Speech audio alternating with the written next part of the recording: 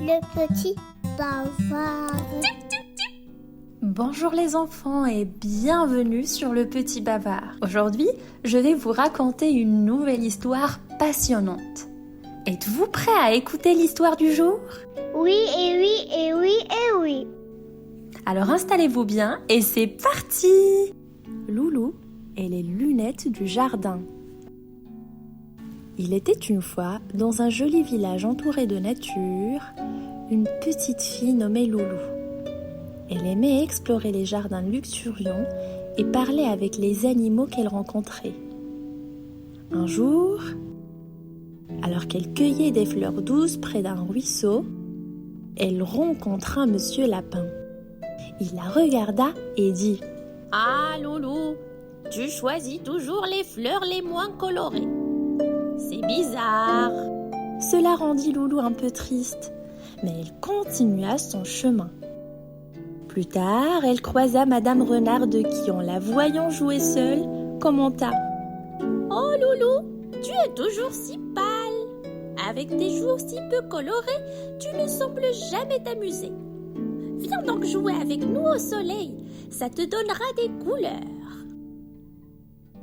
Ces paroles ajoutèrent à sa tristesse et Loulou décida d'aller voir sa grande amie, la chouette sage, qui vivait dans un grand chêne au cœur de la forêt. Loulou lui raconta ce que Monsieur Lapin et Madame Renarde avaient dit. La chouette écouta attentivement et lui expliqua.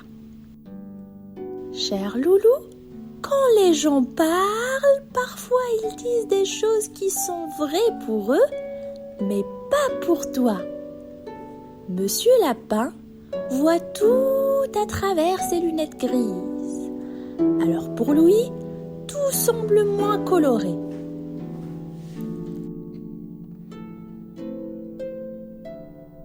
Madame Renarde, elle, porte des lunettes jaunes qui lui font voir le monde d'une façon où tout doit être joyeux et énergétique.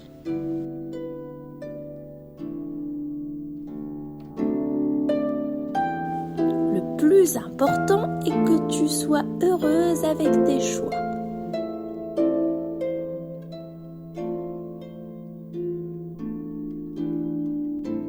Voilà ce qui est important, répondit la chouette avec un sourire. Ce que tu aimes, c'est ce qui compte le plus.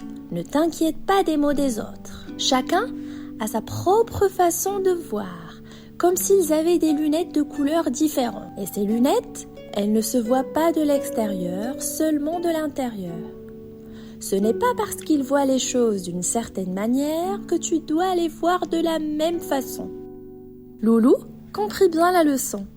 Avant de prendre à cœur ce que les autres disent, elle devrait toujours penser à leurs lunettes et essayer d'imaginer de quelle couleur elles pourraient être. Rassurée par ces mots, Loulou repartit, le cœur léger. Elle continuait à faire ce qu'elle aimait, en se rappelant que sa propre manière de voir était ce qui comptait le plus. Les mots des autres, après tout, étaient juste des mots. Elle savait maintenant qu'ils ne définissaient pas qui elle était. Loulou était unique, et cela était merveilleux.